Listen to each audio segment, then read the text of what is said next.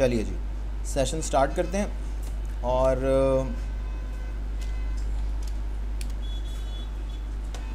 Hosting को भी login कर लेता हूँ, होस्टिंग अकाउंट को। अच्छा, वर्डप्रेस का जो सॉफ्टवेयर है वो डाउनलोड करने के लिए आप जाएंगे wordpress.org पर, और wordpress.org पर जब आप जाएंगे तो आपको यहाँ पर डाउनलोड वर्डप्रेस का बटन मिल जाएगा। इस पर आप क्लिक करेंगे और 8 MB का ये जो है वो पैकेज है पूरा, राइट। इस पैकेज के अंदर पूरे का पूरा वर्डप्रेस का CMS है। ओके, CMS क्या होता है? CMS stands for content management system. एक ऐसा सिस्टम जिसके थ्रू एक ऐसा यूज़र जो कि बहुत ज़्यादा कंप्यूटर सेवी नहीं है, ठीक है, यानी जो कोडिंग नहीं जानता, राइट, जिसको HTML, CSS, जावास्क्रिप्ट, ड्रीमवेवर या बेसिक कंप्यूटर की जो लैंग्वेजेस हैं HTML वगैरह, उनका कॉन्सेप्ट नहीं है, वो CMS को यूज़ करते हुए यानी कंटेंट मैनेजमेंट सिस्टम को यूज़ करते हुए वेबसाइट को मैनेज कर सकता है, राइट। ये एक CMS होता है। ये एक आसान डेफिनेशन आपको CMS की मैं बता रहा हूँ। समझ आ रही है बात? अच्छा, मार्केट में बहुत सारे CMS अवेलेबल हैं। वर्डप्रेस डिफरेंट क्यों है? वर्डप्रेस का नाम ज़्यादा मशहूर क्यों है, ज़्यादा आसान क्यों है? क्योंकि इसकी एक तो फ्री चीज़ें बहुत ज़्यादा मिलती हैं, राइट, और फ्री चीज़ें मिलने के अलावा वर्डप्रेस बहुत ज़्यादा यूज़र फ्रेंडली है, बड़ा आसान है, ठीक है। और जिन लोगों को PHP कोर PHP में काम नहीं भी आता, ठीक है, वो आराम से वर्डप्रेस पे रहते हुए वेबसाइट क्रिएट कर सकते हैं।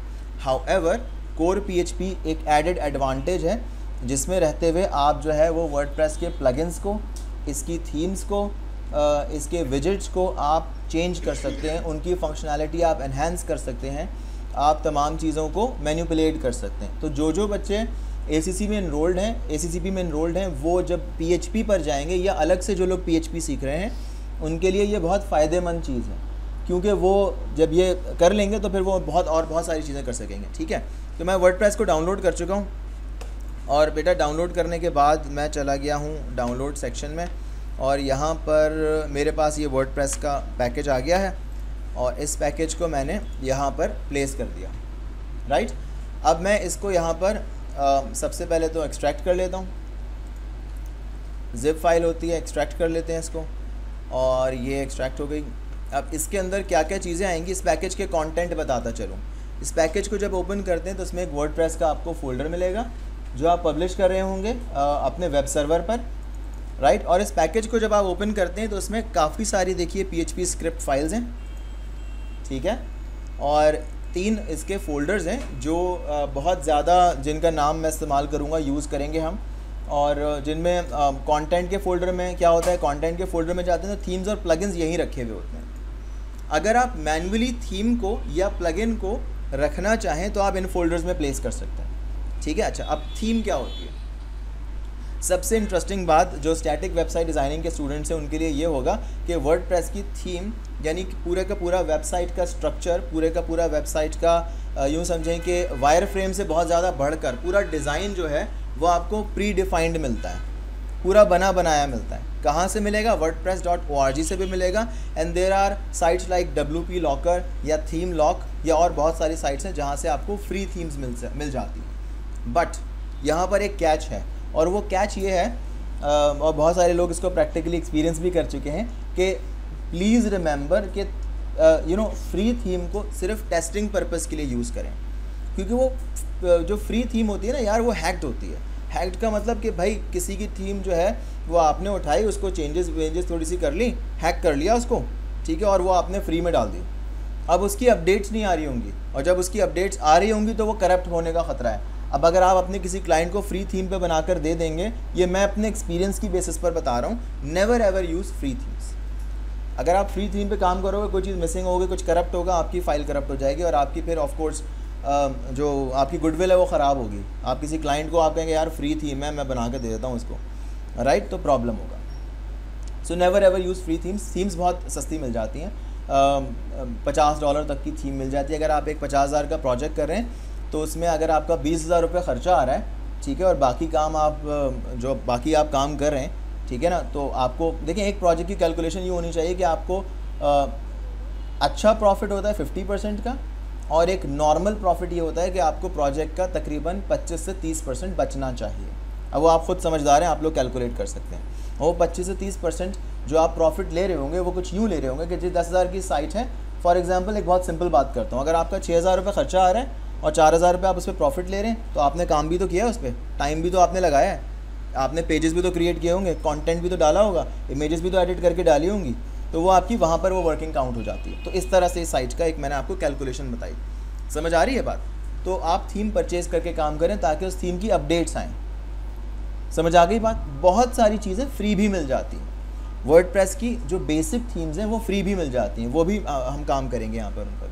ठीक है जी, क्लियर है यहाँ तक सब लोगों को? अच्छा, अब ये मैंने आपको कुछ कंटेंट्स बता दिए, अब इनको किस तरह से डिप्लॉय करना है वो बताता हूँ। अच्छा, एक चीज़ और बताता चलूँ, ये जब मैं यहाँ पर गया तो वर्डप्रेस का लेटेस्ट वर्जन दिखा रहा है ये 4.5.2।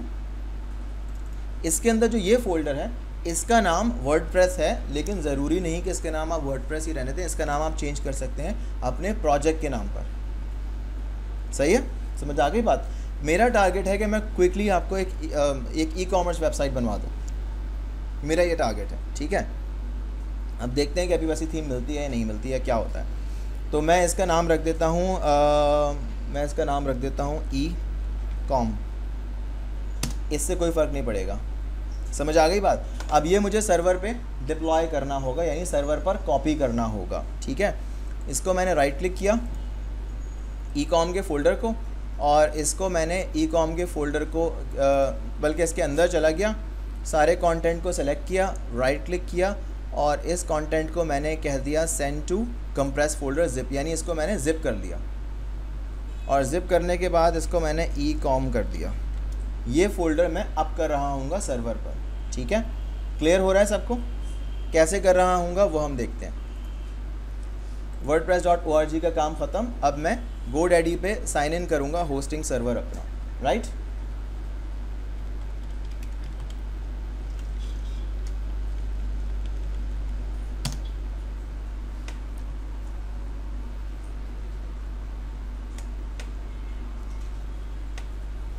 ओके, अब मैं आ जाता हूँ मैनेज पर।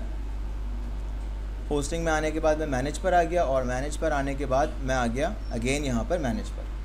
ठीक है, मेरी कंपनी का डोमेन आ रहा है, वेबसाइट चल रही है। ठीक है, मैं यहाँ पर एक फ़ोल्डर क्रिएट करूँगा, और उस फोल्डर को फिर मैं अपने एक यूँ कहने के सब डोमेन से एक्सेस कर लूँगा, या webelicious.co/econ के नाम से हम ecom के नाम से उसको हम एक्सेस कर लेंगे। ये इससे काफ़ी लोग जो है वो फेमिलियर होंगे। ये क्या है? ये क्या है? ये सी पैनल है, जिसको हम कंट्रोल पैनल कहते हैं। ठीक है, कंट्रोल पैनल पर कैसे पोस्टिंग करते हैं या कोई भी वेबसाइट कैसे होस्ट करते हैं, इसकी ऑलरेडी वीडियो मेरे पेज पर मौजूद है। मेरा जो फेसबुक पेज है उस पर मौजूद है, होस्ट गेटर की मैंने वीडियो डाली हुई है वहाँ पे। ठीक है, ये वही प्रोसीजर है। अच्छा, अब यहाँ पर मैं फ़ाइल मैनेजर में गया, और फाइल मैनेजर में जाके मैं एक फ़ोल्डर क्रिएट करूँगा जिसको मैं एक्सेस करूँगा वेबलिशियस के मेन डोमेन से। ठीक है, कैसे एक्सेस करूँगा वो देखते हैं। ओके, मैं यहाँ चला गया, और यहाँ पर मैं एक फ़ोल्डर क्रिएट कर रहा हूँ, और यहाँ मैंने फ़ोल्डर एक क्रिएट कर दिया। इस फोल्डर का नाम मैंने ecom रख दिया। सही है जी, ये फ़ोल्डर आ गया, और कहाँ आ गया? ये आ गया। डबल क्लिक किया, अब इस फोल्डर में मैं ये वाला फ़ोल्डर जो ज़िप वाला फ़ोल्डर था ये मैं अपलोड करूँगा। ठीक है, याद रखिए ज़िप होना चाहिए, रार नहीं होना चाहिए। ऑलवेज़ रिमेंबर, रार नहीं चलेगा, ज़िप चलेगा। क्लियर है यहाँ तक सबको? ठीक हो गया। स्क्रीन पर देखिएगा, स्क्रीन पर देखते हैं, और हम जाते हैं यहाँ पर, अपलोड का बटन है। अच्छा, अब यहाँ पर आ जाती है बहुत इंपॉर्टेंट चीज़, और वो है फ़ाइल परमिशन। फ़ाइल परमिशन क्या होती है बेटा? देखें, जब हम सर्वर पे कोई भी फ़ाइल रखते हैं, प्लेस करते हैं कोई भी फ़ाइल, तो उसको हम फुल परमिशन देंगे ताकि उस पर हम सारा काम कर सकें। लाइक उसको हम 3 एक्सेस होते हैं, रीड, राइट और एग्जीक्यूट के। रीड का मतलब क्या होता है कि उस फाइल को जाके कोई भी एक्सेस करके रीड कर सके। राइट का मतलब उस फाइल में कोई राइट कर सके। अब अगर मैं राइट की परमिशन नहीं दूंगा तो जो मैं प्लगइन्स वगैरह इंस्टॉल करने जा रहा हूँ, विजेट्स वगैरह इंस्टॉल करने जा रहा हूँ, वो इंस्टॉल नहीं होंगे, क्योंकि इस फोल्डर को हमने परमिशन ही नहीं दी हुई। सही है? अच्छा, यानी वर्डप्रेस के इस फोल्डर को जो मैं अभी डिप्लॉय करने जा रहा हूँ, जो मेन फोल्डर है, उसको सारी परमिशन देनी है, यानी 777 परमिशन देनी है। और 777 परमिशन कैसे होती है? जब आप तमाम चेक्स लगा दोगे तो ये 777 परमिशन होगी, ठीक है। यानी रीड, राइट और एग्जीक्यूट के फुल राइट्स आपने दे दिए, ठीक है। ये मैंने आपको फोल्डर पर राइट्स देना सिखा दिए। कौन से फोल्डर पर? जो मैं अभी अपलोड करने जा रहा हूँ ईकॉन के अंदर। क्लियर है यहाँ तक बात तमाम को? ओके।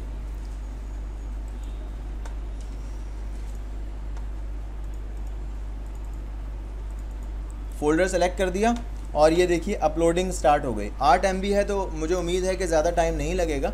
अच्छा, जितनी देर में ये अपलोड हो रहा है उतनी देर में आपको ये बताता चलूँ कि ये तो आपने एक एंड किया है, ये तो आप वर्डप्रेस का सॉफ्टवेयर डाल रहे हैं।